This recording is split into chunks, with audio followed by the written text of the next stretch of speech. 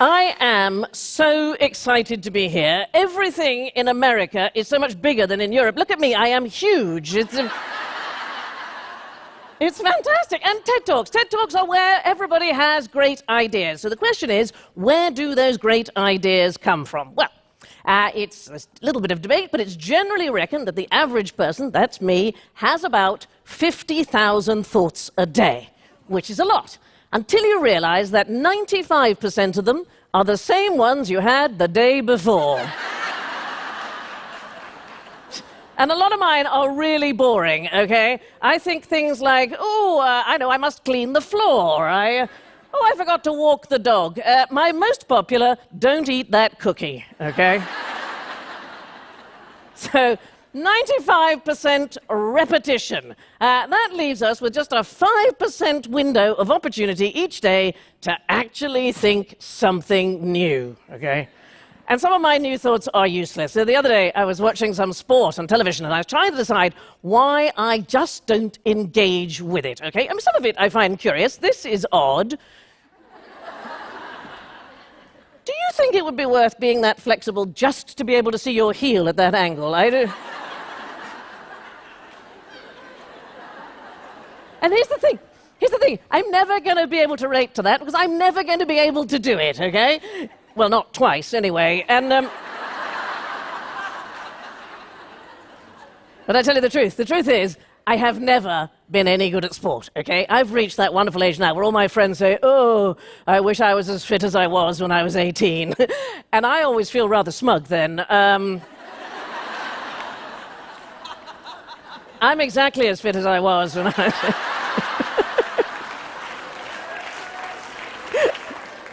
I couldn't run then, I'm certainly not going to do it now. So then I had my new idea, okay? Why not engage people like me in sport? I think what the world needs now is the Olympics for people with zero athletic ability, okay? Oh, it would be so much more fun. We'd have 3 basic rules, okay? Obviously no drugs, no corruption, no skills. It would be... No, it's a terrible idea. And I also know why I don't engage with sport when I watch it on television. It's because probably 97% of it is about men running and men kicking things, men trying to look neatly packaged in Lycra. There is...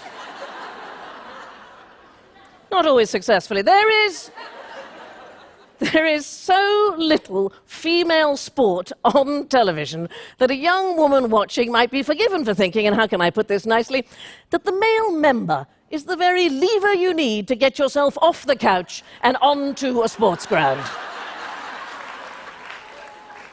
The inequalities in sport are breathtaking. So this is what happens to me, okay? I have a brand new idea, and immediately I come back to an old one. The fact is, there is not now, nor has there ever been, in the whole of history, a single country in the world where women have equality with men. Not one.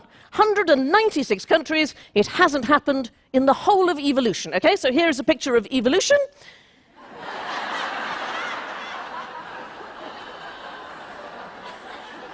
We women are not even in it, okay?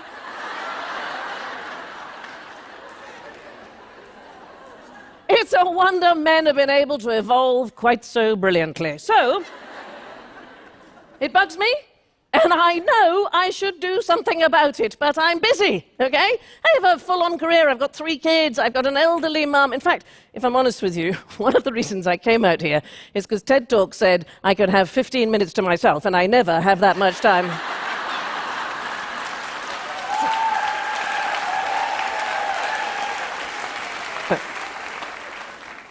And anyway, I already had a go at changing the world. Here's the thing, okay? Everybody has inside themselves what I call an activation button, okay? It's the button that gets pressed when you think, I must do something about this. Now, it gets pressed for all sorts of reasons. Maybe you face some kind of inequality, or you've come across an injustice of some kind. Sometimes an illness strikes, or you're born in some way disadvantaged, or perhaps underprivileged, okay? So I was born gay, okay? I've always known, I don't think my family were the least bit surprised. Here's a picture of me, aged 4, okay? I look cute, but inside I genuinely believed that I looked like Clint Eastwood, okay? Genuinely.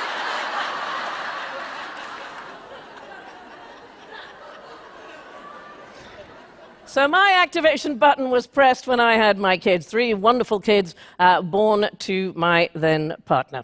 Now, here's the thing. I work on television in Britain. By the time they were born, I was already hosting my own shows and working in the public eye. I love what I do, but I love my kids more. And I didn't want them to grow up with a secret. 1994, when my son, my youngest, was born, there was not, as far as I was aware, a single-out gay woman in British public life. I don't think secrets are a good thing. I think they are a cancer of the soul. So I decided to come out. Everybody warned me that I would never work again, but I decided it was absolutely worth the risk. Well, it was hell. In Britain, we have a particularly vicious section of the right-wing press, and they went nuts. And their hatred stirred up the less stable elements of society, and we got death threats, enough death threats that I had to take the kids into hiding, and we had to have police protection. And I promise you there were many moments in the still of the night when I was terrified by what I had done. Eventually, the dust settled. Against all expectation, I carried on working. And my kids were and continue to be absolutely fantastic. I remember when my son was 6, he had a friend over to play, and they were in the next room. I could hear them chatting. And the friend said to my son, "What's it like having 2 mums?" Well, I was a little anxious to hear, so I leant in to hear. My son said, "It's fantastic, because if one of them's sick, you've still got another one to cook for you." So there.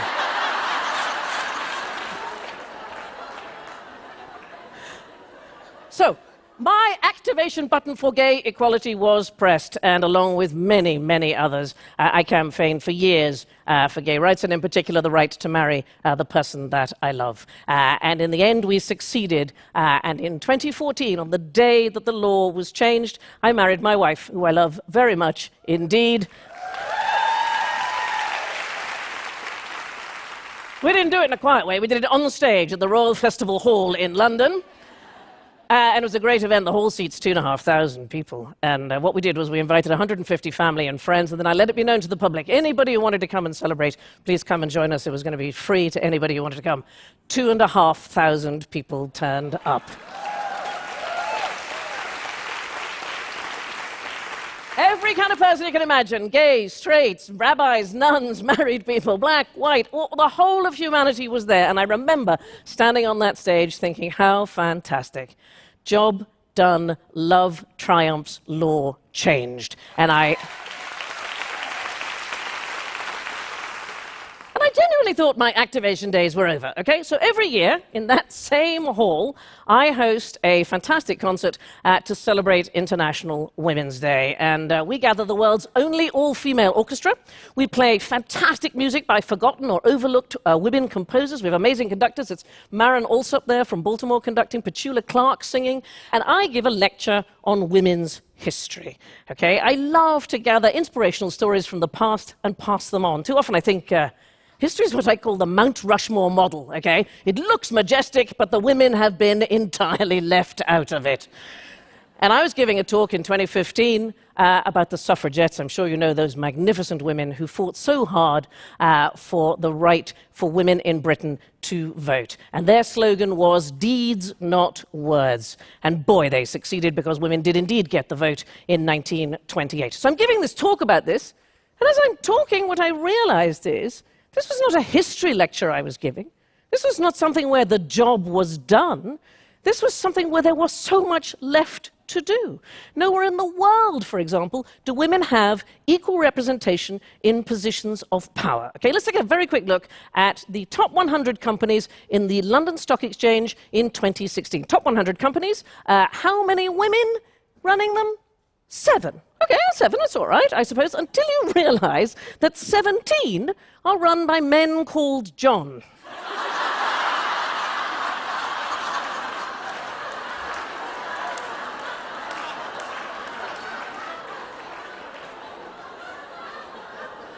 There are more men called John running FTSE 100 companies than there are women. There are 14 run by men called Dave. Now, I'm sure Dave and John doing a bang-up job. Okay. Why does it matter? Well, it's that pesky business of the gender pay gap, okay? Nowhere in the world do women earn the same as men. And that is never going to change unless we have more women at the top in the boardroom. With plenty of laws, the Equal Pay Act in Britain was passed in 1975. Nevertheless, there are still many, many women who, from early November until the end of the year, by comparison to their male colleagues, are effectively working for free. In fact, the World Economic Forum estimates that women will finally get equal pay in 2133! Yay!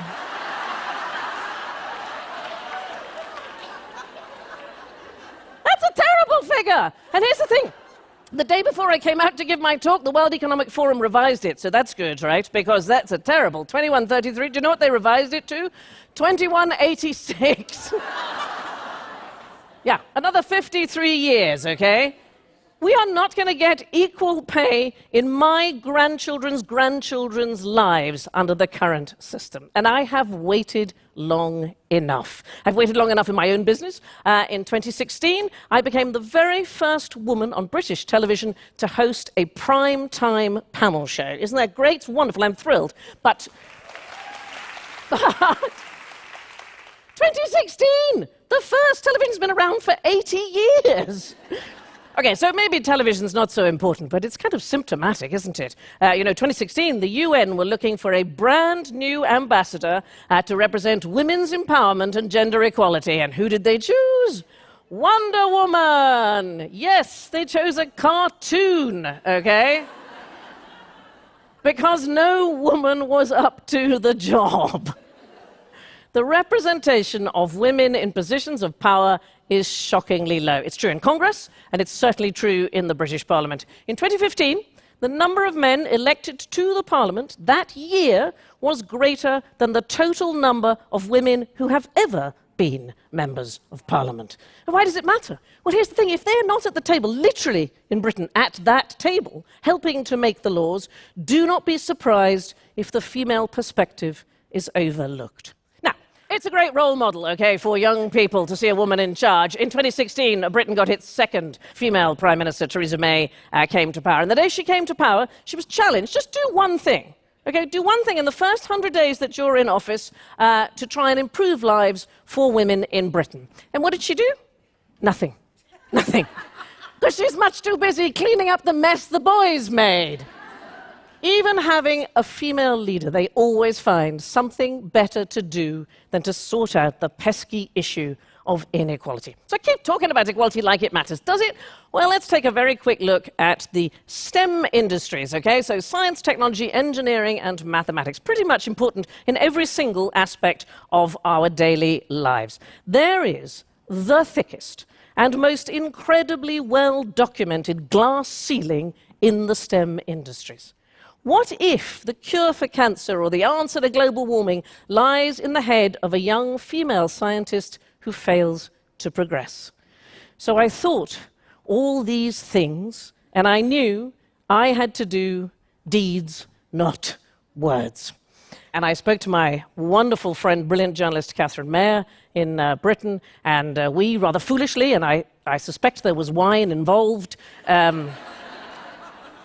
we decided to found a brand new political party, because here's the critical thing. The one place women and men are absolutely equal is at the ballot box, okay? Now, we had no idea what we were doing. We didn't know how complicated it was to start a political party. I thought, it can't be that difficult. Men have been doing it for years.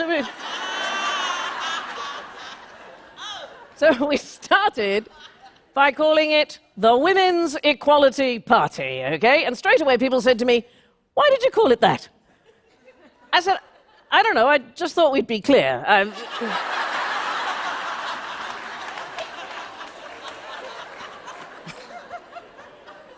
didn't want what we were doing to be a secret, you know, And then some people said, you can't call it that, it's much too feminist. Ooh, scary word, ah!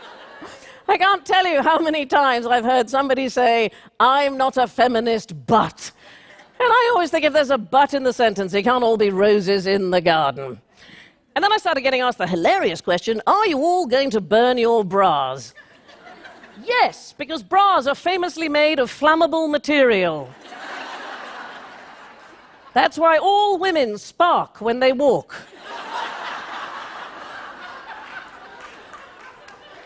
Here's a quick history sidebar for you. No woman ever burnt her bra in the 60s. It's a story made up by a journalist. Thank goodness that journalism has improved since then. So,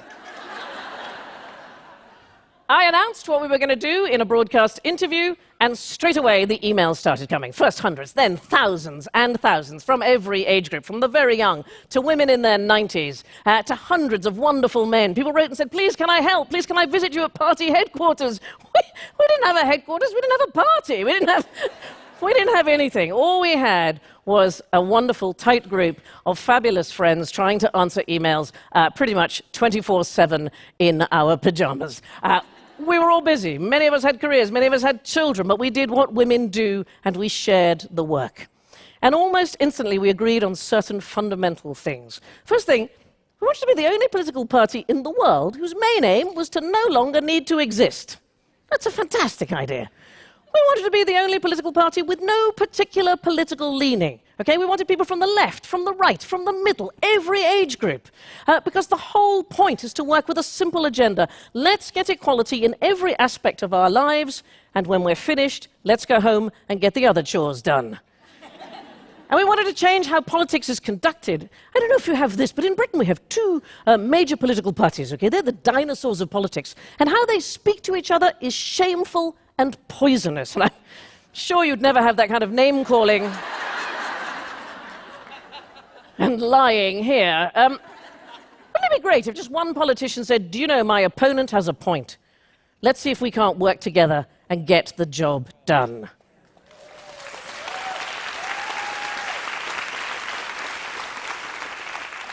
And let's get more women into politics. Okay, let's immediately get more women into politics by being the only political party to offer free childcare to our candidates so they can get out of the house and start campaigning.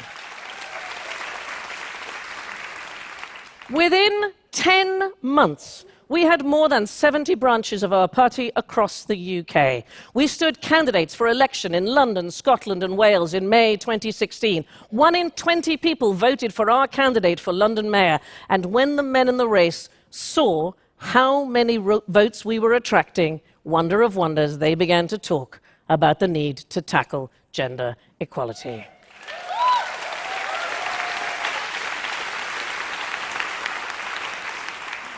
Do you know, I've been promised change since I was a child, okay? It was always coming. Women were going to stand shoulder to shoulder with men.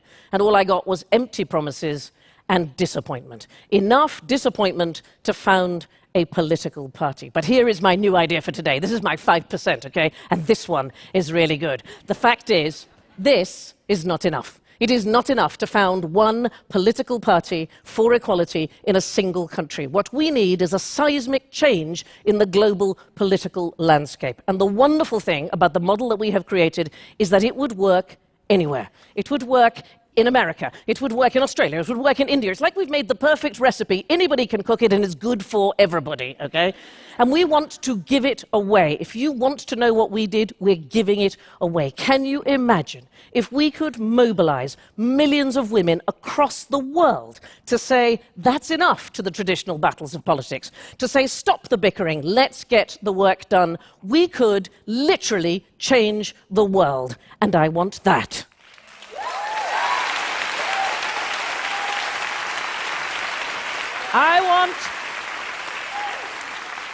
I want that for our daughters, and I want it for our sons, because the fact is, equality is better for everyone. Come on, people, let's activate, let's change the world. I know we can do it, and it wants doing.